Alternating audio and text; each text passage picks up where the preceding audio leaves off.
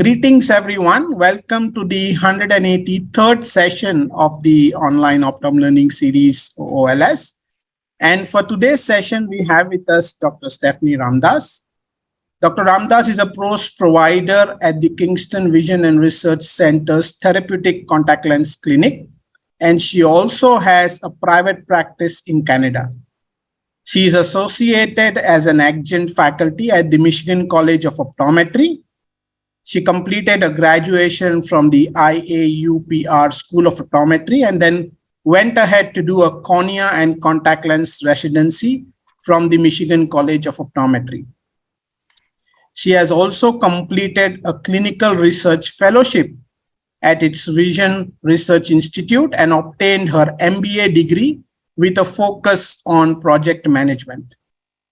She is associated with numerous organizations and associations of optometry within the state as well as in the international level.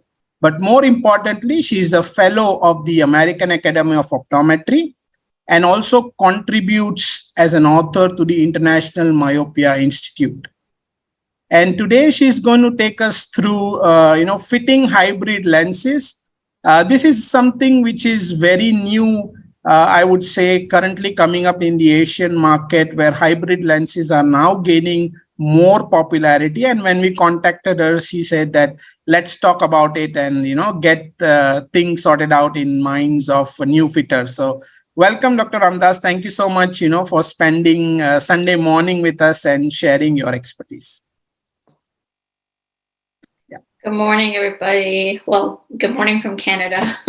I am here in Toronto, Canada, where it is 9 a.m. And so good afternoon, good evening, wherever you guys are all at. Thank you for that introduction. I appreciate it.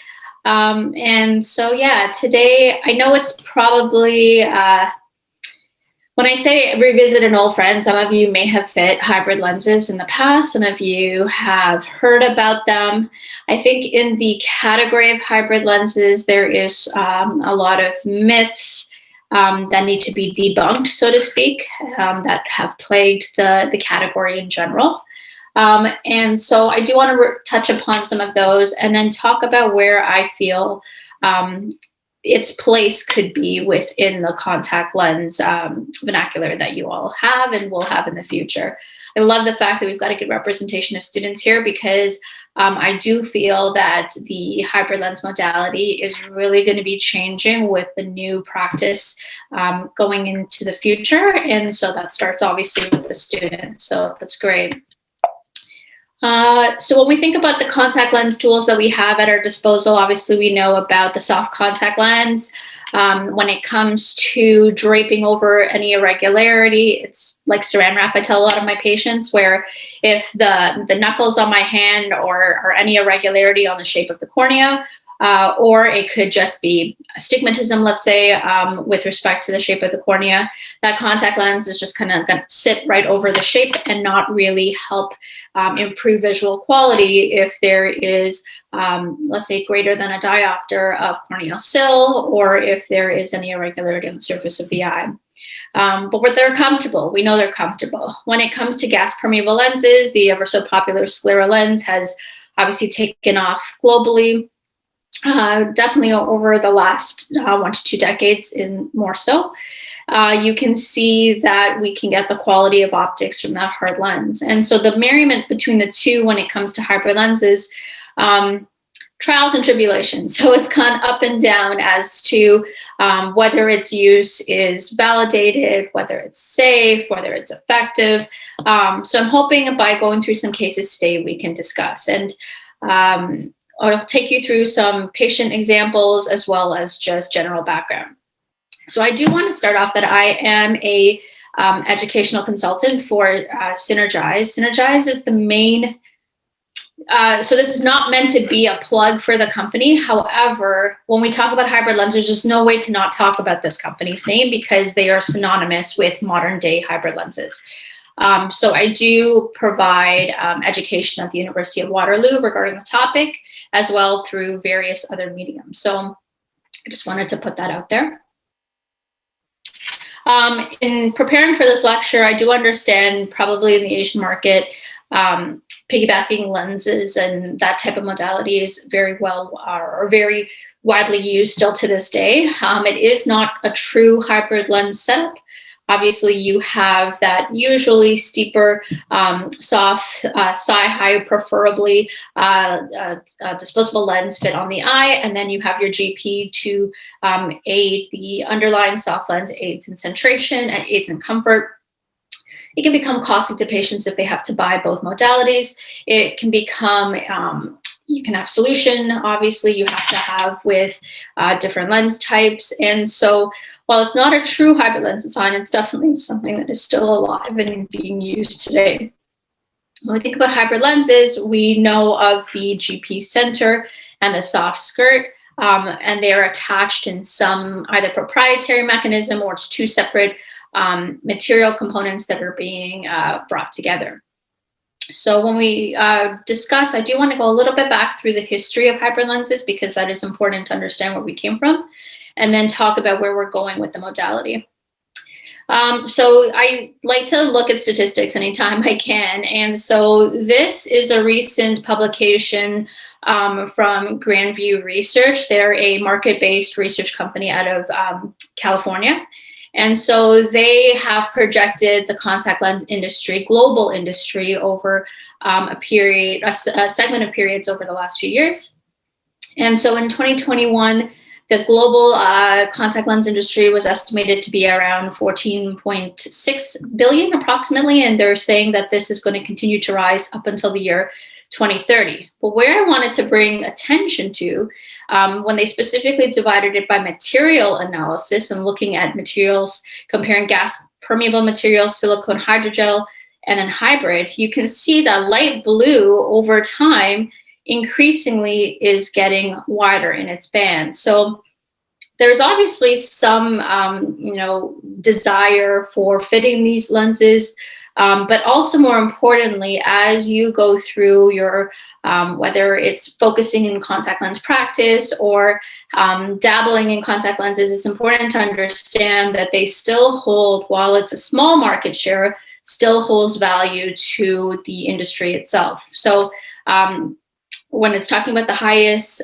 cumulative, the growth rate over time, it's interesting to see that this is even considered as a player, considering it's such a small portion of the market. So it's useful to know. So this is from a little just screenshot I took of the Synergize website. They are, I'm just going to pause this for a sec. We'll go back to the beginning. They are distributed in over 22 countries right now. They're available in over 65. So distribution is in 22, and then you can have availability in over 65 countries. So they're definitely worldwide. They aren't the only player, though, when it comes to hybrid lenses. If any of you are familiar with the UK-based hybrid, it's the hybrid lens design, where you have a central GP of a high DK material. You have your silicone hydrogel skirt. They both provide UV protection, and then there's a 6-month replacement when it comes to these lenses as per manufacturer recommendation. So I will be focusing on this category here because, yes, in North America, this is where our go-to is and where we have available to us. It may be a little bit different on your end, but they really, when you think, although Synergize has a very wide portfolio, they have been known to kind of resurrect the hybrid lens market and bring it up to speed to where it is today. So when we think about the 80s and the early beginnings of hybrid lenses, it was really precision and cost met together to scientists at the time that put together a very low decay GP center with a HEMA-based skirt.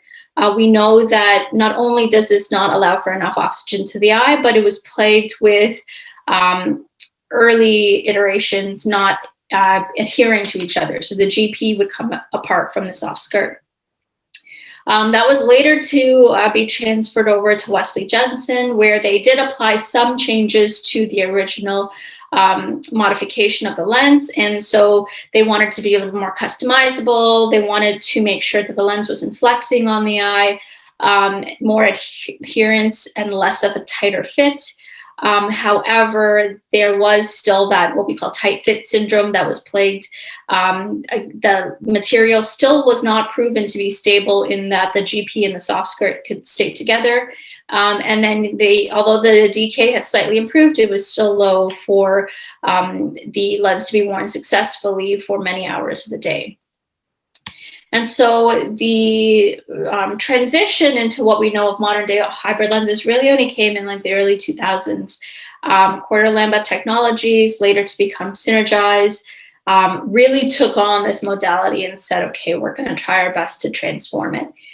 So yes, improving the DK of the materials was one of their number one goals. They needed to make sure and prove that that junction was unstable, improved wettability in its materials, and also provide some sort of customization when appropriate. So the junction, which is the infamous, does it come apart or can it stay on the eye, was really debunked by research. The company presented this at a global specialty lens symposium, GSLS meeting.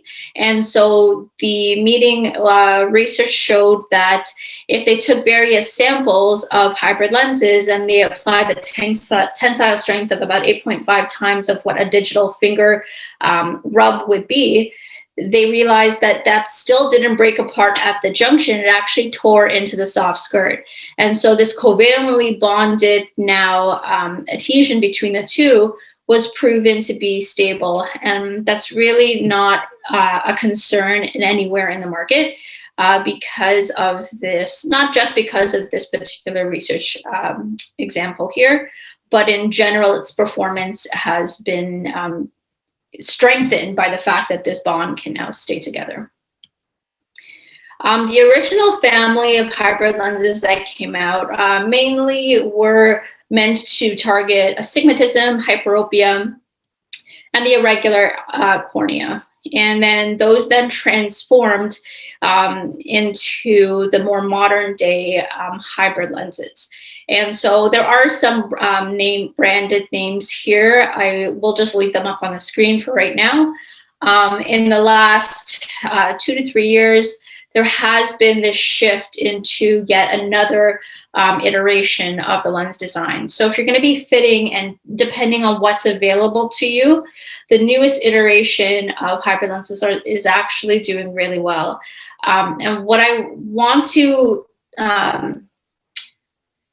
point out when I discuss that kind of market increase over time, and I know we mentioned it in relation to piggybacking, in my personal opinion, I don't feel that the increase in usage is going to come from that irregular eye, maybe the very mild irregular eye, but its versatility for the regular cornea is where I believe this lens is really going to propel us into the future. I'm talking about patients that have a certain amount of astigmatism plus presbyopia, patients that are post-LASIK and have to now use glasses for near work activity, patients that have just discomfort with soft toric lens. Patients, if given the chance to see what visual quality can be like, they will choose the improved quality. They only know what they know, right? So if they have subpar, it could be the same 20/20, but it's a crisp 20/20 versus, let me guess at a few letters and minus here and there. So I do think that will be where this modality is going to go into the future. When we think about the decay of the material, you can see that large increase in the GP is really, it's enough to provide adequate oxygen to the corneal surface, but the real improvement has been in the skirt.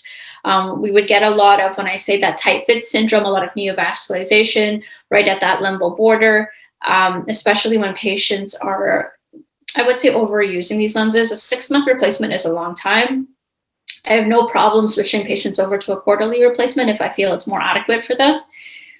You can get, depending on where it's provided, it's a different price point the more lenses you buy.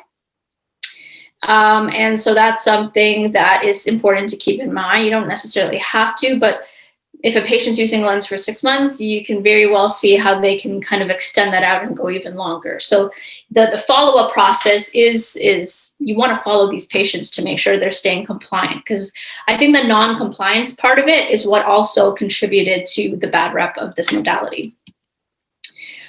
So you can, I have a lot of patients that are active in sports.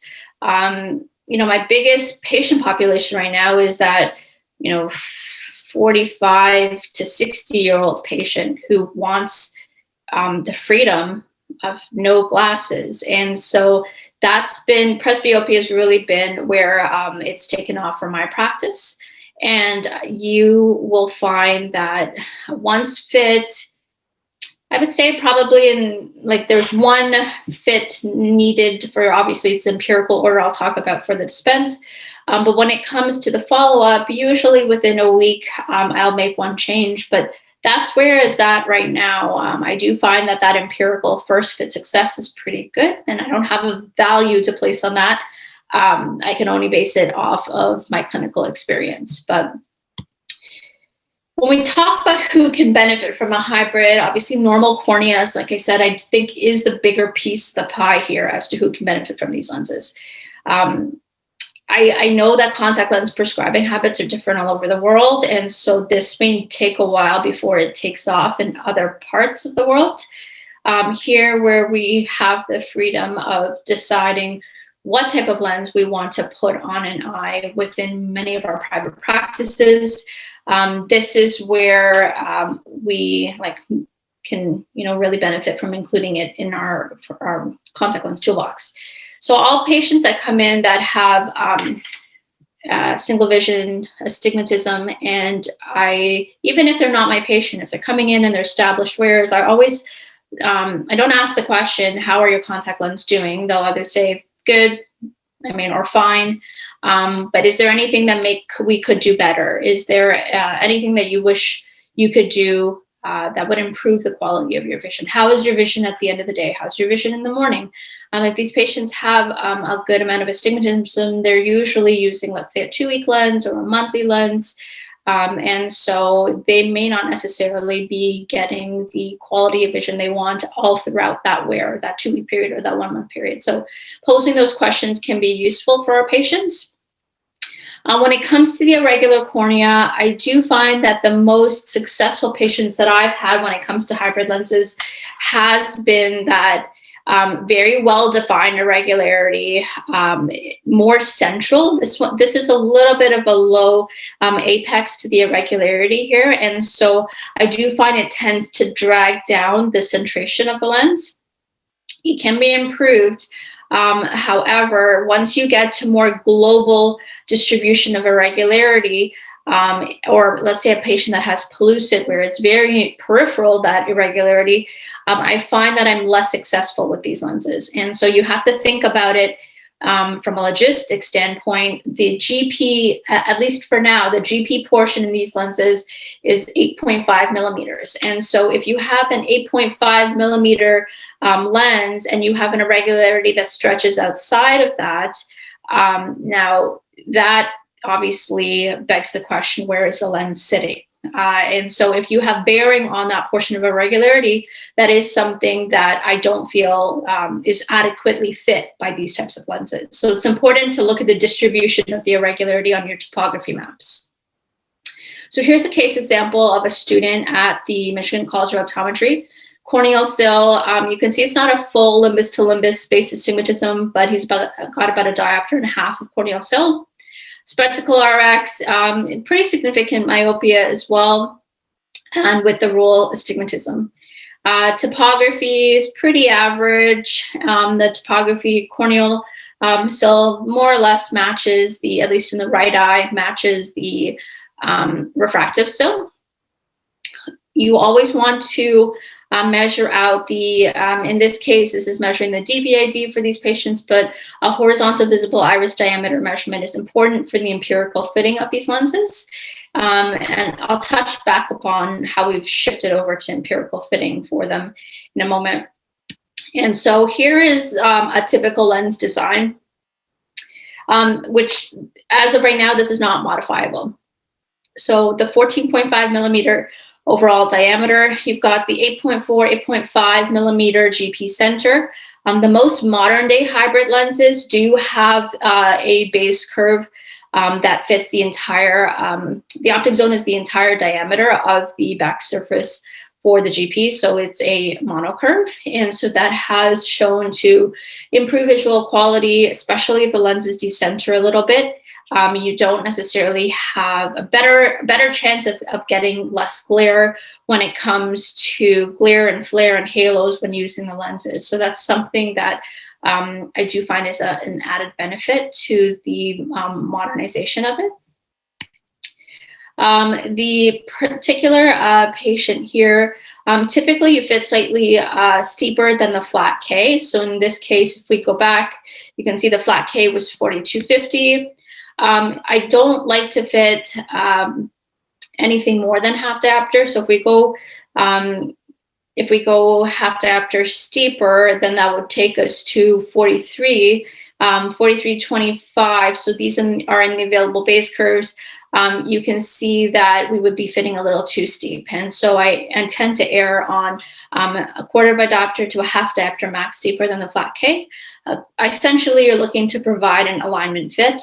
Alignment fit typically is on K, but with the GP center, fitting slightly steeper is the best way to fit these types of lenses. And so the more modern day skirt availability for the hybrid lens is a little bit more varied than what you see here right now. And so with the new skirt iterations, you can make more fine-tuned changes based on HVAD. When this particular patient was fit, we ended up putting a flat lens on this patient, and I'll show you in a video right now what that means.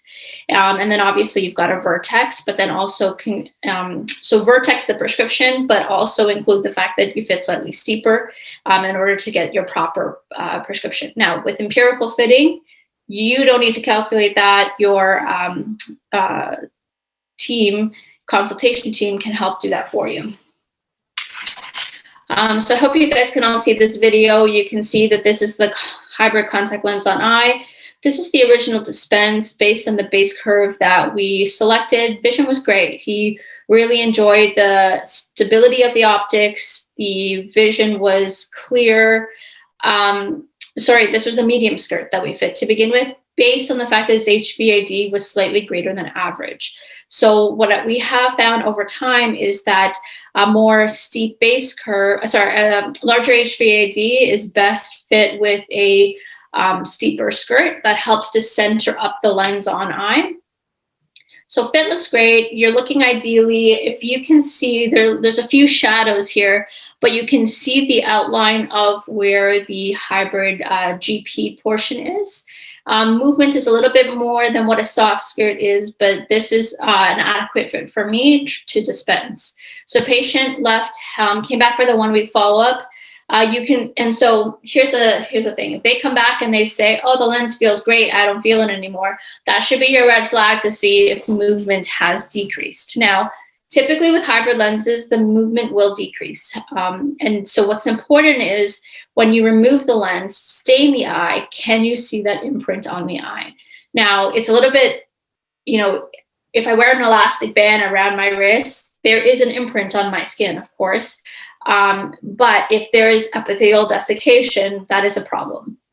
And so if you're seeing an imprint only after 1 week, usually I find sometimes fluorescein installation right upon removal will very well accentuate where that ring is. However, if you wait 5 to 10 minutes, sometimes it's pseudo staining, and then that fluorescein will dissipate. So if there is epithelial desiccation, you need to make a change. If there is none, you monitor and you see whether or not the patient is still having adequate movement of the lens on eye throughout, and then they can continue. In this particular case, I do want to point attention to this little bubble that's in the skirt. So that bubble is now trapped in there, and that really is a sign of too tight of a skirt. In addition to the fact, I have these patients usually look up and I do a little quick push-up. And if I don't see any movement in the push-up, I definitely need to make a change in my skirt. So regardless of how we're going to define what the skirt's too tight, we need to go flatter. And so this patient was changed from a medium skirt to a flat skirt, and that did improve the overall quality. So I will say this, they're more aware of the flatter skirt because there's more movement. The movement is what is your sign that this lens is actually working on eye.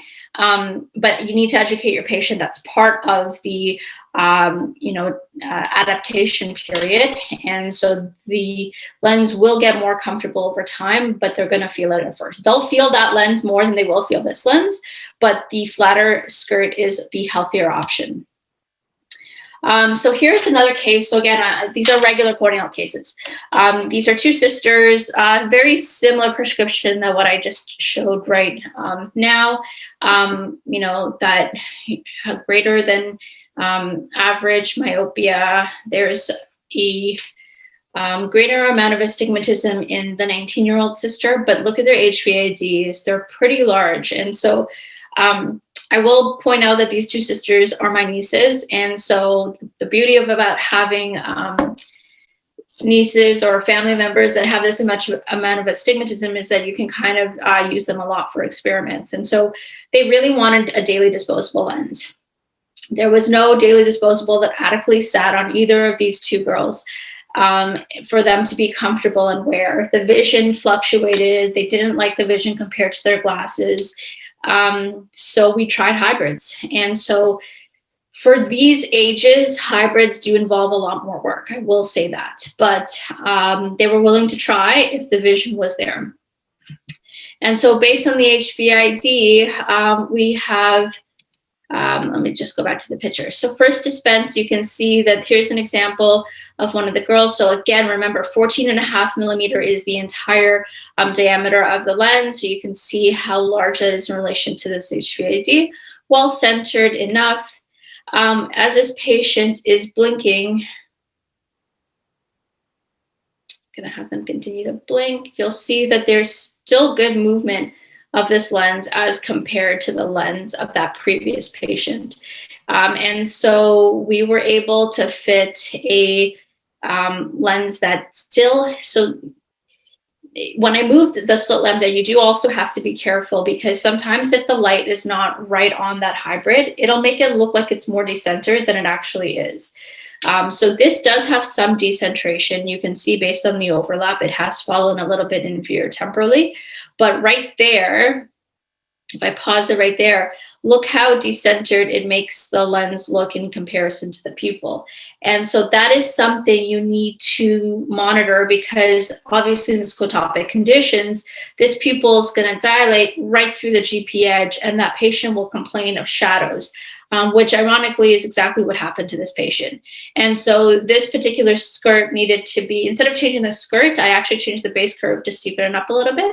And that helped the lens center up a little bit better on eye. So you don't really have many things you can change with this. You're either changing the base curve of the GP or you're changing the fit of the skirt. There's really only two options you can do. I don't tend to do both at once unless there is some significant change. But the empirical fitting of both of these girls allowed for a first fit dispense, at least with adequate vision. And then we made modifications along the way. So one fit modification was adequate for this patient. So the ID is the newest lens design from Synergize. And so you are still looking at fitting based on K readings, based on spectacle refraction, as well as looking at HVID. And so you can still fit some of their earlier designs with the same type of empirical fitting. But the reason why this one's a little bit better, this is the one I was talking to you about, having the entire optic zone is the size of the GP. So you have a little bit more of a crisp optical outcome. You also have the ability to apply extended depth of focus optics onto the anterior surface of the lens. We'll talk about it a little bit more in the slides to come.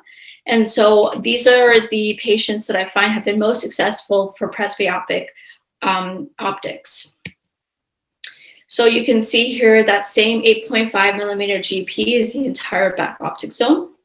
It's the same silicone hydrogel material, same bond that's been proven to work, but there is more of a linear skirt change where you can make more precise refinements in the skirt. So it's more of like an angular change as you go, and you'll see that in a moment. You can actually change, so that original case that I showed you, which was just based on 1/10 of a millimeter for dioptric changes, you can make more fine-tuned base script changes. So that way you can make, not as large of a jump if you would like. But you're still fitting slightly steeper than flat K for sure to improve and get that adequate centration that you need for these lenses. When it comes to the multifocal portion of it, it is similar to what you would measure for your patients. Low, medium, and high is what the multifocal range comes with, and you can apply a surface coating to help with dryness for these particular patients. But I mean, I'll leave this up here for a second. There's a really wide range of prescriptions that can be fit. I will say that the GP design, you cannot do any, it's a spherical back surface. So there's no bitoric, there's no toric parameters. That is a little bit different than the other contact lens, the other hybrid lens company that I was telling you about, where the GP is fit separately from the soft skirt. So each company has a different proprietary way of putting the two materials together. And the UK-based company can apply more specific optics. So if patients have lenticular astigmatism, if there's residual astigmatism, that can be, although I've never tried it myself, that can be theoretically better corrected with the alternative brand for the hybrid lens category. When it comes to keratometric readings, of course, the good old keratometer, if you have that, you can see the quality of your Myers. Modern day topography, I find, is great if you have access to it, but you're not always going to. And so even using AutoCase has been shown to be adequate enough to get these lenses processed. But try your best, especially if you're going to be a contact lens fitter and you have access to at least the color distribution of where that astigmatism is. I think you get a lot of more information for the particular eyes that you're working with.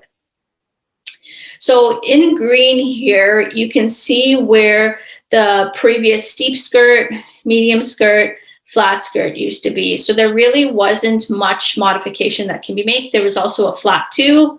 There was also a steep 2. So that does still exist in the contact lens options, but the more modern version is meant to fit that junction between the limbus and that initial landing onto the sclera just a little bit easier and a little bit more aligned with the patient's ocular surface. And so that has been shown to have a little bit better of a chance of centering up the lens, as well as decreasing the source of tightening that would tend to happen over time. So we still see some of that tightening. And like I said, you're still going to see it. I still see it in some of the new lens designs. When I say tightening, I mean the lack of movement, but you have to take off these lenses and look at the eye. If that lack of movement is not causing any desiccation and that patient is doing well, I don't necessarily feel that it's a failure in the modality. And I think that just comes with the comfort as you start to fit these a little bit more. When you're taking measurements of HVAD, you can do it if you have access to the topographer, you can get the measurements there. But if you really take, a PD ruler, you can go right up to the eye and measure that horizontal visible diameter. This is the ideal way to do it, where you actually bisect the pupil. And so then you can measure and then you can report that value. Obviously, especially in times of, I was in a round talk discussion table for this modality back in 2020, January. So that was before everything shut down, and they had already shifted into empirical fitting. And so this was before COVID. This was before diagnostic lens sets became an issue, where if you think about it, because you've got that soft skirt, if you keep a diagnostic lens set for these lenses, you have to keep them hydrated. And if you're keeping them hydrated, who's going to clean that every so often, especially if it's not a modality they're using? So that's really where the empirical fitting needed to take off. And so it started taking off before COVID became a really big problem globally. And then it's continued to stick ever since. And so using you can use your own cell phone camera. You could have the patient hold up that HVAD ruler, take a picture, blow it up, and then you get your HVAD reading there. The extended depth of focus is the newest option, where you're actually allowing these patients to have that quality optic and have the ability to see for their reading power, and improving, especially for patients that have near working distances that are 70 centimeters, 40, 50, depending on the dynamic of their day-to-day lives right now. They need something that's going to be a little bit more adaptive to their lifestyle. And so I do find that that's where the extended depth of focus option has been a great addition to modern day hybrid lenses. So I'll show you an example of it here. 65-year-old female, single vision, multifocal soft toric lens wearer. She uses reading glasses over top. And here you can see, based on the fact that she's got that little a tight lower lid, you can see the distribution of her astigmatism is slightly irregular in that sense. Eye, based on long-term use, she really doesn't use glasses, and she hates glasses actually, for correction of her distance vision. So she's overusing, I would say, her soft contact lenses. So she's got a lot of screen time as well, and so she's active, and she's got multiple working distances, and so we decided to try hybrid lenses. And so you can see there's the baseline refraction, medium add power. So the keratometric readings, she does have a little bit of dryness as well. And so that is something that we can apply, like I said, that lubricant coating to make sure that this patient is a little bit more aware or less aware of the lens that's drying out on the surface of the eye. So I don't tend to dispense that or order that with my first lens, because it's kind of, I keep it in my back pocket and know in mind that I can apply that coating a little bit later on and dispense it with the next type of lens if I need to order. I do measure HVID, and so the 3.5 millimeter pupil is important as well. Less important when it comes to the extended depth of focus optics because it's less pupil dependent in that sense. And so this is the lens on eye. You can see it's moving really well. The lens itself is well centered on eye. And so the coating is available, like I said, as an add-on, and this patient had improved quality of vision. This is the left eye specifically. The right eye ended up having, I knew she had an ERM. I just wanted to see, so she had an epiretinal membrane. Visual quality was down in that one eye. And so it doesn't allow the two eyes to process the multifocal optics very well. And so while it fit really good and there was improved distance vision for the patient, she wasn't necessarily the best candidate based on the retinal condition. So, that obviously will be a limitation, but I just wanted to show an example of how it can improve quality of optics specifically for distance for these patients. She just, because she had an ailment, it was not adequate enough for her to have full distance vision.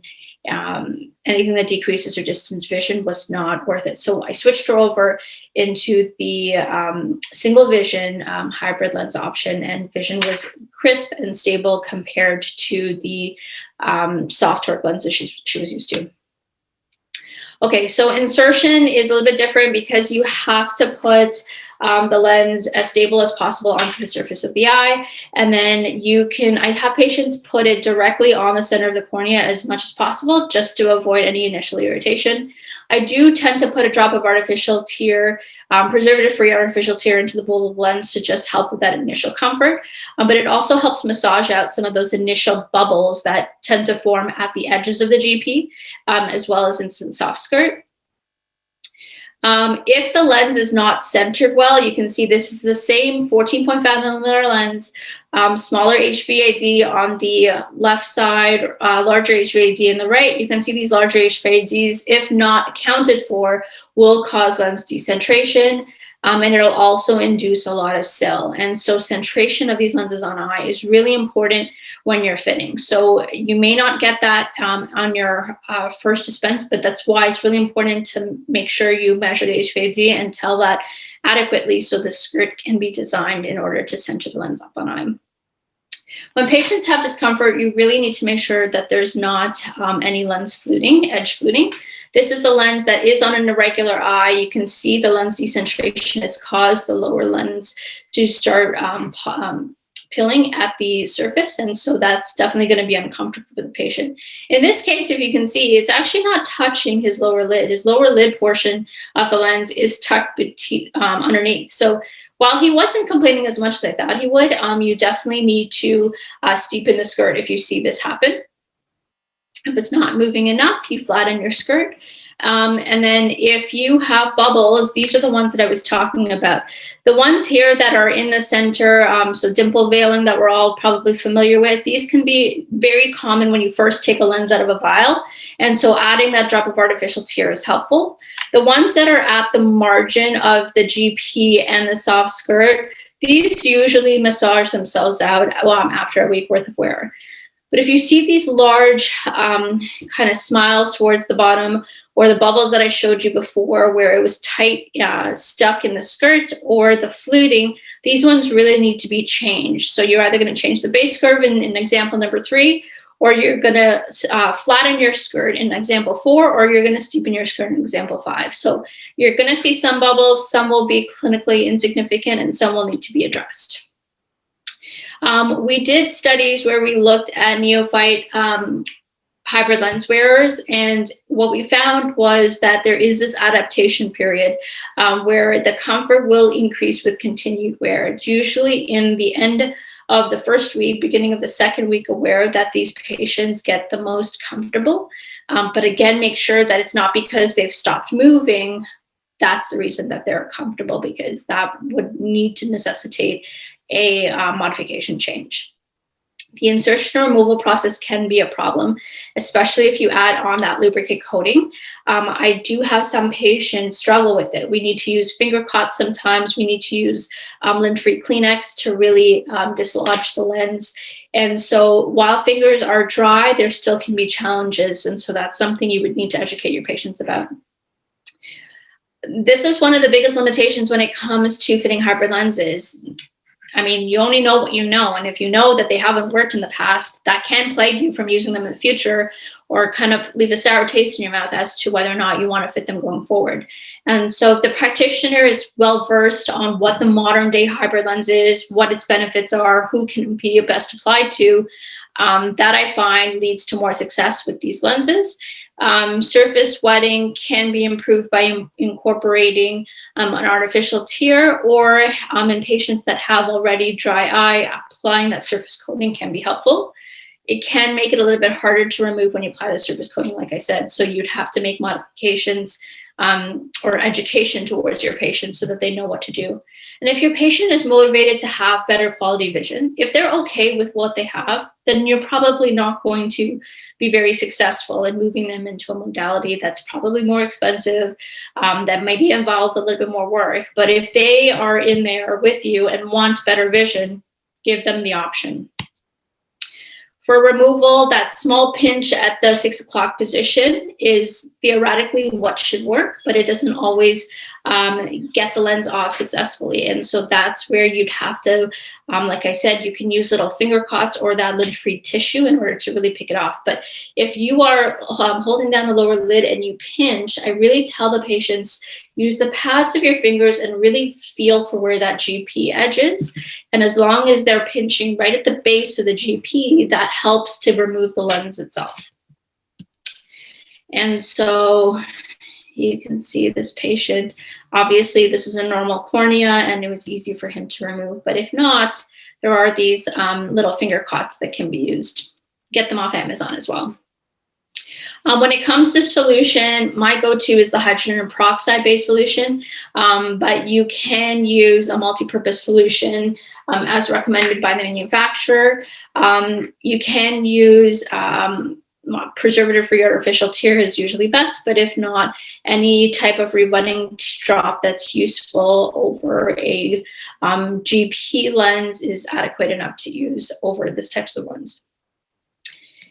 And when it comes to, I just want to really touch upon the irregular cornea. And again, I know this, when you think of hybrid lenses, you think of irregular cornea. I've gone through this entire lecture and I barely mentioned the irregular cornea. So I do fit the irregular cornea. When it comes to hybrid lenses and the irregular cornea, you do need to use fluorescein. In all the examples I showed you before, I was not putting fluorescein underneath the bowl.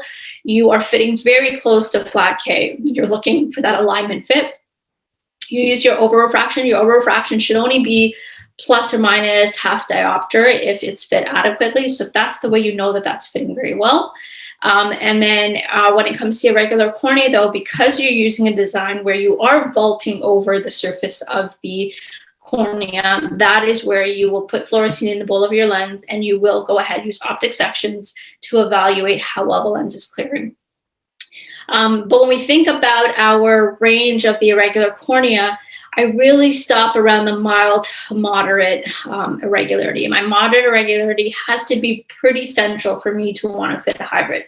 And so that's just where our industry's gone. Understanding where these lenses are fall in the contact lens spectrum is good to know, because it's not going to fit everybody, but it's not meant to. It's not. It's really, I find that if we tend to move them in those really irregular eyes, we're likely going to fail, and that's not going to be a success story for you. You're not going to want to go back to the modality. And so my advice is start with the regular eye, see how successful you can be, and then work your way into some of the other modalities as well. You can see this is directly from the manufacturer. The manufacturer is recommending, you know, a larger lens to vault over those irregularities. So they're a little bit better and a little bit more transparent as to who their best candidates are. And so that's something important to keep in mind. These, for the irregular cornea, they typically had diagnostic fitting sets as well. But in this push to move towards empirical fitting, if you have access to any of the instruments that you see here on the screen, you can import topographical measurements, and you can fit these empirically as well. And so it takes away, again, the need to have a diagnostic fitting set.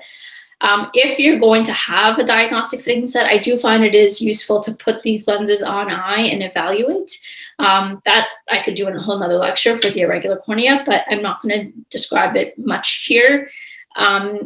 Because the empirical fit will get you kind of 50% of the way, 60% of the way, and then you can make modifications going forward. It's a little bit different when you insert the irregular corneal lens, because you have to fill it similar with the preservative-free saline, not just a few drops of artificial tear. You can insert using fingers or using an insertion tool. I tend to make sure that this is cut. The tool does not have any suction that the hybrid lens is going to sit on, and you're basically just placing it around the surface of the eye. But this is the ideal pattern you're looking for, where you can see that this is a pretty central irregularity, or centrally displaced, slightly inferior. You can see that you have your pooling of your fluorescein. You have a band here of touch. So it's not true touch. There's a very thin band of fluorescein here. The darker band that comes around or the fluorescein band that comes around here is right at the junction where the lens is coming off the surface of the cornea again. And then you have touch down of the skirt. So this is where you don't want this band to be too dark here, because that can lead to seal off at the limbal border, and that can lead to, neovascularization down the road. We see less of it, but it is a possibility. But this is an ideal fitting hybrid lens for the irregular eye, best evaluated with fluorescein. Doesn't have to be high molecular weight fluorescein, just regular fluorescein, because the sci-high skirt does not absorb it. And then you can evaluate preservative-free saline. And then you can insert, of course, with the head parallel to the band. You have to bring these lenses to the patient's head. you have to bring these lenses to the patient's eye in order for the patient to be successful. So that is my take on modern day hybrid lenses. Probably a little bit different than what you thought of, just because I focus more on the regular eye than irregular eye. But the lenses seem to do really well in that market share. And so I do want to say going forward, we probably are going to be heading that way.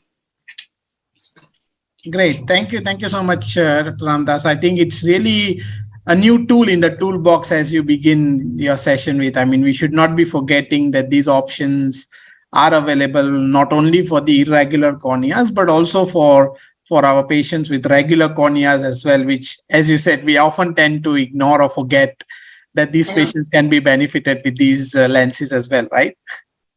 Just my conversation with you to begin with, you mentioned piggybacking. And so I'm not going to piggyback on a regular cornea, but I knew in you mentioning that it's obviously the irregular category where we go.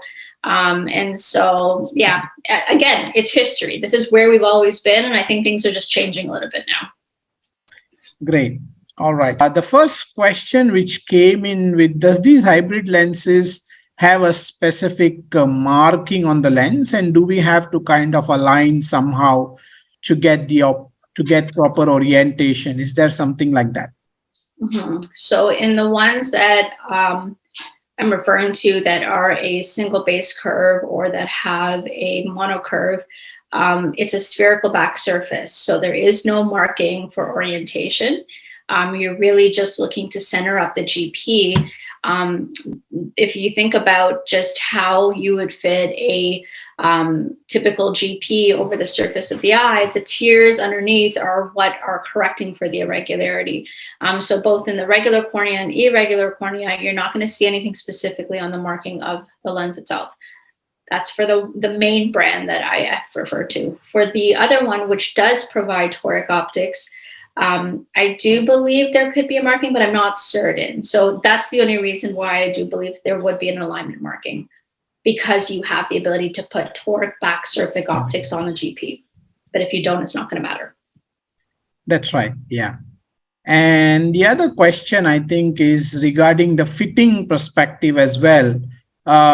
What's your call on, kind of fitting GP lenses on the eye and ordering the hybrid lenses by deciding on the skirt? So we don't fit a hybrid lens as a diagnostic lens. We kind of get away with the fitting of a GP lens and order a hybrid lens. Does that kind of work? Any thoughts over that? I mean, I think anything away from a diagnostic set is great these days. I mean, anyone who has one of these sets, I've been to some of these schools included, they're dusty.